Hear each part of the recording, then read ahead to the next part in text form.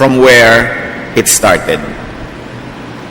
Life, like boomerangs, is like that. At ang ating magandang pag-aaral ngayon, it's a boomerang. Ang buhay ay parang boomerang lamang. Kung anong inihagis, babalik sa pinanggalingan. Salamat Panginoon dahil maaari naming mabasa, maunawa yung mga batas ng kalikasan. That we can not only understand but also master the laws of nature to our advantage.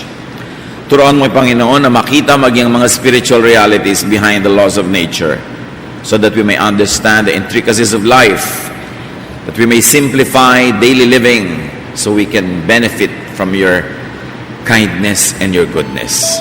Ipaunawa niyo po sa amin ito, Panginoon, at nawa ang aming dalangin maging pagpapala ang araw na ito, maging tulong sa amin para maunawa namin kung paano magkakaroon ng kapayapaan so that we can say, it is well with my soul.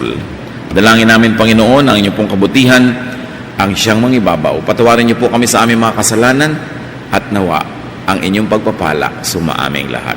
We praise you, we thank you, and we ask you to be our speaker. In the name of Jesus, your Son, our Lord, we pray with thanksgiving. Amen. Life is a boomerang. Luke 6:36 to 38. Have pity on others just as your Father has pity on you, sabi ni Jesus. And Jesus said, don't judge others, and God won't judge you. Don't be hard on others, and God won't be hard on you. Forgive others, and God will forgive you. If you give to others, you will be given a full amount in return. It will be packed down, shaken together, and spilling over in your lap. The way you treat others is the way you will be treated. One of the very basic truths of life that Jesus taught his disciples and now continues to teach us. And these Jesus principles and truths can guide us. We see the boomerang effect in this law.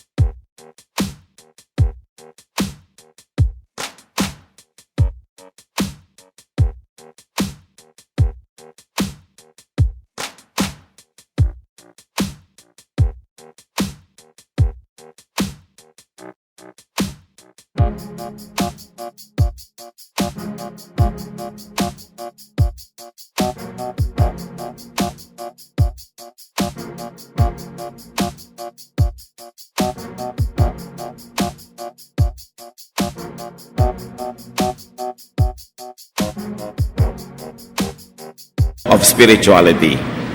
Sabi niya, have pity on others just as your Father has pity on you. Maging mahabagin kayo tulad ng inyong Ama na mahabagin.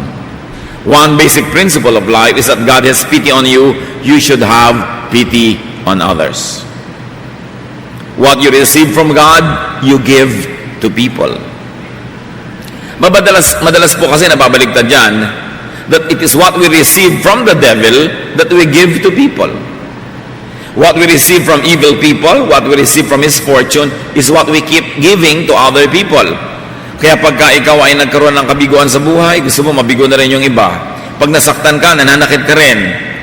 Pag nahirapan ka, gusto mo rin magpahirap, nagiging sadista ka. Samantalang hindi naman dapat na yung masamang tinatanggap natin ang ating ipamigay, kundi yung mabuting tinatanggap natin mula sa Ama. So that there will be a culture of goodness and a culture of generosity and kindness. Give to people what is good, not what is bad. Philippians 4:8. Finally, my friends, keep your minds on whatever is true, pure, right, holy, friendly, and proper. Don't ever stop thinking about what is truly worthwhile and worthy of praise. Napakaganda ng pinapasabi sa atin na ang isipin nyo lang yung mabuti. Kasi pag iniisip mo, gagawin mo. Pagka ginawa mo, yun din ang magiging kapakinabangan ng kapwa mo, at yun din ang iisipin niya, at yun din ang gagawin niya sa iyo, magpapabalik-balik, magpapaulit-ulit, na parang boomerang, yung mga mabubuting iniisip at mabubuting ginagawa. Napaka-importante. Sa mga binasa natin, malinaw din ang prinsipyo ng Panginoon, don't judge others, and God won't judge you. Huwag kayong humatol, at hindi kayo hahatulan. So the principle is don't judge others, and God won't judge you. Pero napakadalas ating makalimot na lagi tayo nanguhusga, nahuhusgahan tuloy tayo na hindi naman natin namamalayan. The third principle is that don't be hard on others, and God won't be hard on you. Dapat tayong hindi maging malupit, huwag masyadong maging masungit sa kapwa, para hindi maging masungit din sa atin ang kalangitan. Hindi tayo dapat na nagpaparusa na hindi naman kailangan, sapagkat ang mga taong napaparusahan ay lalo lamang nahihirapan sa buhay. And of course, forgive others, and God will forgive you. Patawarin ninyo ang inyong kapwa, at kayo'y patatawarin din ng Diyos. Who do you not forgive? Parang boomerang din yan. Meron kang hinahagis na hindi pagpapatawad, yun din ang babalik sa iyo, hindi ka rin papatawarin ng sistema, ng universe, ng langit, ng Diyos, maging ng iyong sarili.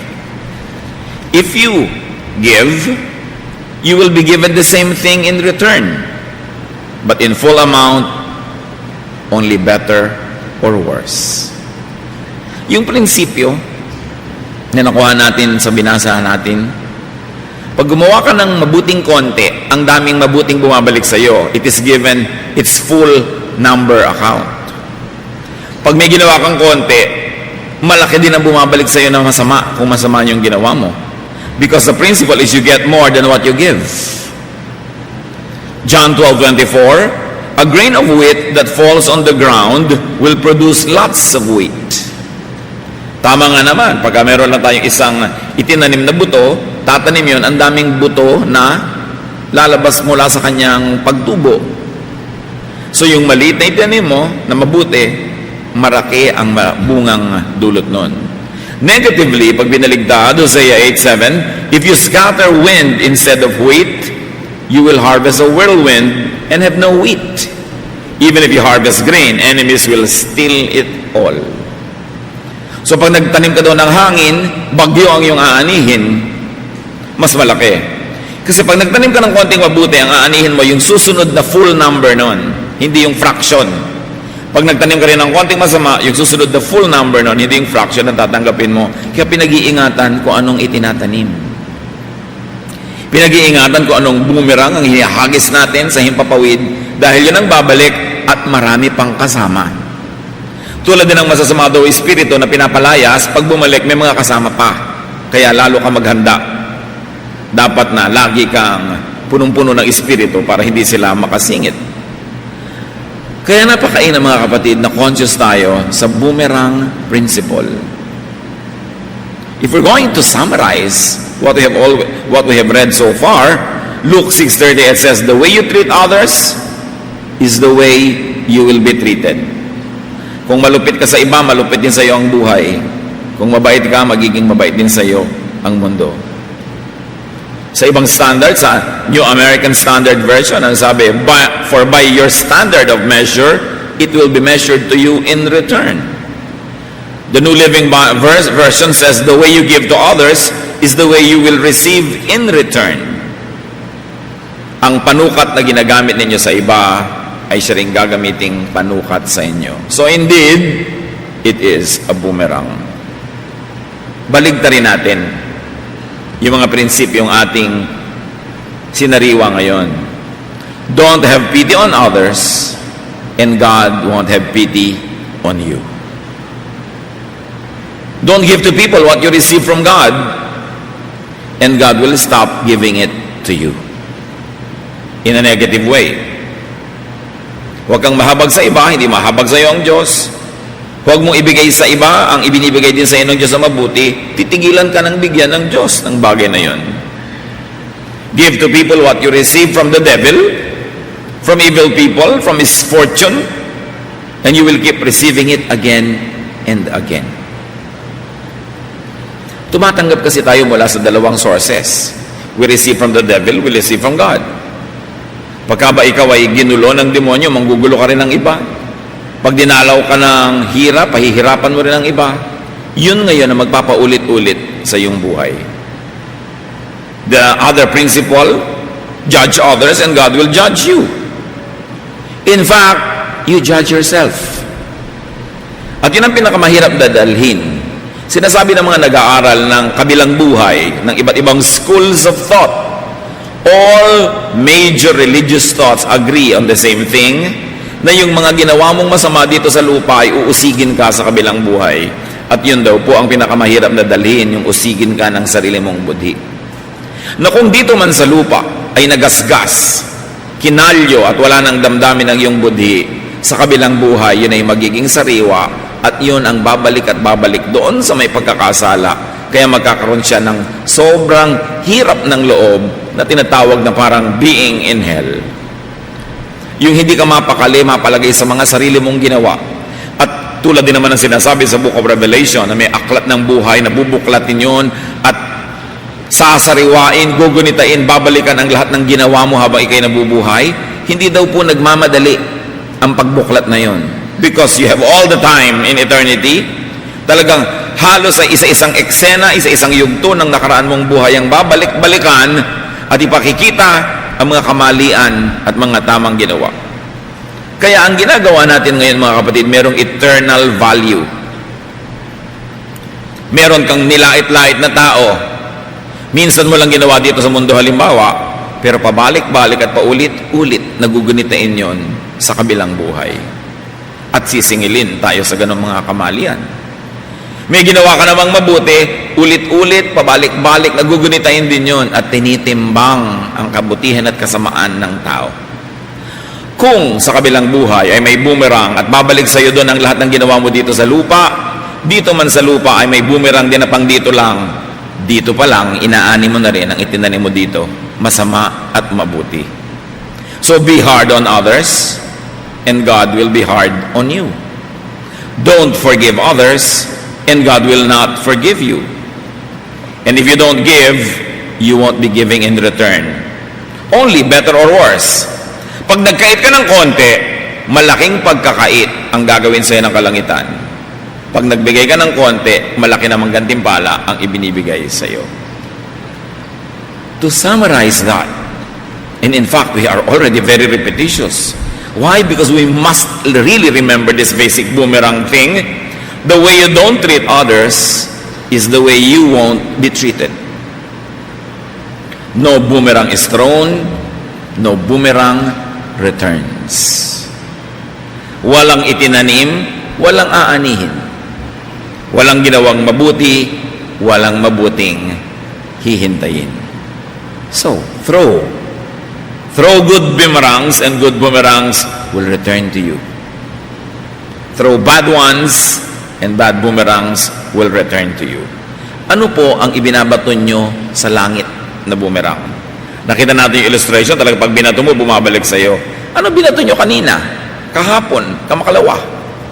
Ano ibinato natin sa ating kapwa? Sabi ni Jesus, pag ginawa ka ng masama, balikan mo ng mabuti. Hinihingi ang iyong balabal, pati panloob mong damit, ibigay mo pa. Bakit hinihingi sinasabi ng Panginoon yon? Para ba tayo malugi? Hindi, kasi alam niya, pag ginawa natin yon, babalik sa atin. Hindi kayo pinapalugi ng Diyos, gusto kanyang gumanansya. Pag tinuturuan ka ni Jesus na maging mabuti, maging mapagpatawad, kasi ikaw din ang makakatanggap ng pagpapatawad. Gaano karaming patawad ang kailangan natin sa langit araw-araw dahil sa kasalanan din natin nagagawa. Pero kung marami ka rin pinapatawad, amanos, tabla, bawi ka. Tiyakin lang natin na higit na marami tayong ginagawang kabutihan kaysa kasamaan. Salamat na lang nandiyan ang Panginoong Jesus at in the court of God in eternity, lahat ng masama nating ginawa, charged to Him. Siya nga yung nagbayad, kaya sa Kanya bumalik yung boomerang ng mga kasalanan natin. Siya ang namatay sa krus. Pero hindi sapat na dahilan yun para magpawalang bahala tayo ngayon. Dapat din tayong gumagawa ng mabuti. Job 4:8, in my experience, only those who plant seeds of evil harvest trouble. Sabi niya, sa karanasan ko, At sa hinabahaba ng buhay ko, nakita ko na lang nagtatanim ng masama ang umaani ng masama rin. So, pag may masamang ani, ibig sabihin masama ang tanim. Hindi pwede magsinungaling. Sa bukid, pag anihan ng palay, ang inani mo ang pangit na bigas, hindi pwede magsabi yung nagtanim na ang ganda po ng tanim namin bigas dyan eh. Bakit pangit ang lumabas? Kasi yung ani mo ang nagsasabi kung ano ang yung tinanim. O nagtanim ka ng isang buto sa lupa, tumubo, namunga, mangga pala. Sasabihin mo, hindi, ang itinanim ko po dyan, chiko. Pwede ba naman nagtanim ka ng chiko, mangga yun, tutubo dyan? So kung gusto mong malaman kung ano itinanim, tingnan mo lang kung ano yung bunga. Let's spiritualize a bit, mga kapatid. Ano ang mga inaani nyo ngayon sa buhay? Isa lang ang totoo.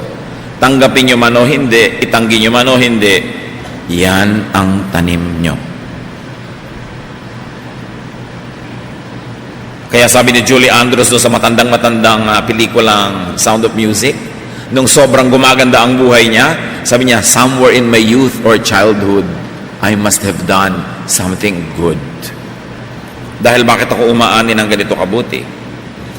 Konting tao ang aamin na kaya siya naghihirap ngayon, yun ang tanim niya. Na kaya siya ngayon nahihirapan, kasi may pinahirapan din siya. Bihira ang aamin nun kasi bihira ang nakakabatid ng katotohanan tungkol sa ating mga sariling puso. Laging akala natin ang bait-bait natin. Tama tayo, mali yung kalaban natin. Tayo yung mahusay, sila yung hindi mahusay. Tayo yung makadiyos, sila yung masama. Pero tingnan mo bunga. Kasi sa bunga nagkakatalo. Anong bunga sa buhay mo? Ano ba, hirap na hirap ka, dahop na dahop ka. Ibig sabihin, wala kang mga itinanim na tama para guminhawa ka ngayon. Kahit pa akala mo, ang bait-bait mo, dakila ka. Pero hindi naman lahat ng kabaitan, ibig sabihin, luluwag ka sa buhay. Dapat may itinanim ka, may mga investment ka, meron kang mga impok, meron kang mga ginawang tama. You invested in things, in trade, or in people who will now probably provide for you. Pero kung wala kang inaani, kasi wala kang tanim. Kung umaani ka ng malungkot, mahapdi, yan ang tanim mo. Kailangan nating tanggapin yon para hindi maging huli ang lahat.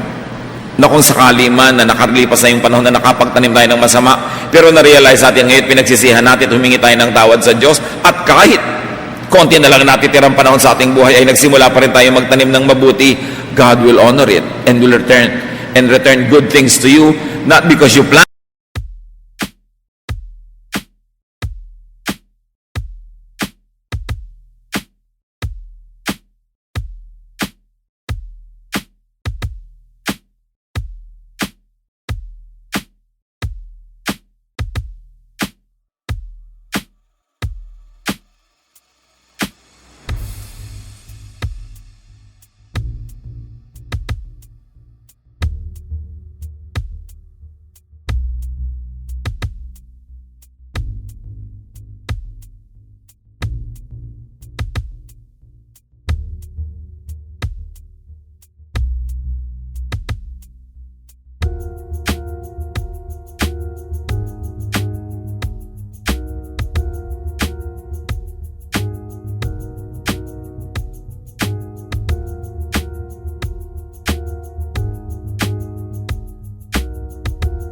Planted good things in the past, but because you will now harvest from what Jesus planted for you. Pwede ka lang magpasakop, makinabang sa ginawa ni Kristo, kung unay tatanggapin mong, oo nga, kulang ka, may kasalanan ka talaga, magpapasakop ka sa Kanya, hihingi ng tawad, at tsaka mo ngayon tatanggapin yung gantimpala na dapat ay para sa Kanya dahil siya yung naghihirap, pero tatanggapin mo dahil siya iyong tagapagligtas. Pero habang on denial ka, if you are in denial, if you continue to justify your own actions, and if you continue to wonder why bad things are happening to you while you think that you are the best person on earth, then no blessing will come your way. Kailangan mo na ang pagbabagong loob. Repent first. Dapat muna nating tanggapin, kilalanin natin pagkakamali. At pagka nakita na natin yun at tinutuwid natin, doon pa lang tayo lalapit sa trono ng biyaya ng Diyos para tanggapin natin ang mga pagpapalang di naman tayo karapat dapat tumanggap. Pero alang-alang kay Jesus ay pwede nating tanggapin. But you begin with realization. You begin with enlightenment. about your own bad seeds that you planted. And you need to repent. Sabi nga ng matatanda, ang santol ay hindi namumunga ng mangga. O kahit ano pang substitution ang gawin nyo ng mga pangalan ng prutas. Pagka bunga niya ay santol, santol ang tanim. Pag hindi maganda ang nangyayari sa buhay natin, yun ang tanim. Liban na lang sa mangilang-ilang kaso that you are under trial. And you have to be very righteous to be under trial, like Job. Usually, hindi trial yung nangyayari sa atin, chastisement. Pag may nangyayari hindi maganda, sabi mo, I'm under trial like Job. So, itatanong, are you righteous like Job? Ngayon, kung hindi, baka naman palo yan, kapatid. Gumising ka. Mga matutuwid lamang ang dumadaan sa pagsubok. Yung iba, napapalo lang. At kaya pinapalo. Bakit pinapalo ng magulang ang anak? Para matandaan, may kasamang hapdi, sakit, kirot, para matandaan ang lesson. At nang sa ganon, hindi ulitin. Kaya tayo man, kung napapalo ng Diyos, bagamat pansamantalang masakit yan, pagpapala pa rin yan kung matututunan natin yung leksyon. At di na natin uulitin para hindi na mas mabigat na dagok pa ang ating abutin sa darating na kinabukasan. The rule of the boomerang, what you give is what you get. In fact, a verse in the Bible says, your sin will find you. Hahabulin ka, hahanapin ka, ibibilad ka, tatamaan ka ng kasalanan kahit matagal mo nang nagawa at akala may lusot na. No, no, no. Your sin will find you out like the boomerang. So what you have been getting is what you have been giving. So change what you get by changing what you give. Ayaw nyo ba ng tinatanggap nyo mula sa langit? Ayaw nyo ba ng tinatanggap nyo mula sa sandaigdigan? Don't you like what's happening in your life? Don't you like what you get from the universe? Change what you give. You've got to change something in the equation so that the sum or the total would change. Increase what you want to get by increasing what you want to give. Decrease what you want to get by decreasing what you want to give. Dagdagan nyo ang mabuting ginagawa nyo, madadagdagan ang mabuting bumabalik sa inyo. Bawasan nyo ang mga masasama nating ginagawa, mababawasan nyo ang masasamang nangyayari sa ating buhay. Beautify what you get by beautifying what you give. Know and be conscious of what you give to the universe. Because like the boomerang, it will come back to you. Give only what you want to receive. Gusto nyo ba na napupuri kayo ng kapwa? E di ang ibigay nyo rin sa kapwa nyo, puri. Pag nagbigay kayo ng pintas, e di pintas din ang aabutin nyo kasi boomerang nga eh. Do you want to hear nice things? Especially about you? Then say nice things about people. Kasi boomerang nga. Do to others only what you want others to do to you. At sinabi rin nyo ng Panginoon, the golden rule. Kahit pabalib-baligtarin mo ang marami mga verses na to, isa lang ang katotohanan. It's a boomerang. Life is nothing but a boomerang. What you give to heaven, heaven gives back to you. What you give to people, what you give to the environment, what you throw in the air will come back to you. So do you really like your life?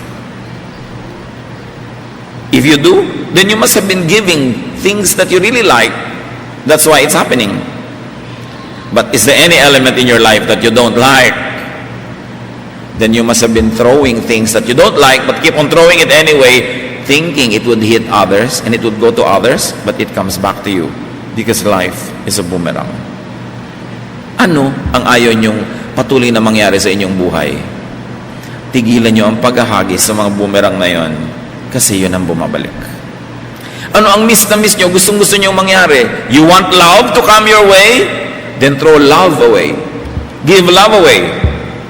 It's really like that. You keep only what you give away. Like a boomerang that you release into the air, it comes back to you. But if you kept the boomerang only in your hands and not release it, nothing will come back to you. Maluluma lang yon. Para mga blessing na binibigay nyo dito, binibigay nyo doon, dinidistribute nyo, yun ang magbabalikan. Pero subukan yung kip-kipin lang sa sarili ninyo. Subukan ninyong itago lang para sa sarili ninyo. Maluluma, aamagin, mabubulok, walang nangyari. Tulad ng mga buto na hindi nyo itinanim sa tamang panahon, mabubulok lang. Dapat itinatanim. It is a basic law of life, a basic law of nature, a basic law of Jesus. What you give is what you get. Dear God, nawa maging malinaw sa amin itong very basic and simple truth na ito. Para yung mga ayaw namin nangyayari sa buhay namin ay tumigil, turuan mo kaming makilala ko anong mga ginagawa namin na siyang nagiging sanhi. Kaya nangyayari yon sa aming buhay. At kung ano yung mga gusto namin mangyari na hindi nagaganap, ituro nyo sa amin, Panginoon, kung anong dapat namin gawin para maitanim ang tama at umani ayon sa aming kagustuhan. Pagbulay-bulayan natin ang napakasimpleng mensahe na madalas nakakalimutan. Kaya tuloy ang buhay, yung ayaw mo ang dumarating, yung gusto mo ay wala. Teach us, Lord, how to plant good seeds so we will harvest the same. Pagbulay-bulayan sumandali, suriin ang ating mga sarili, lalong-lalo kung mga tinatanim nating mali at tigilan natin yon. Magtanim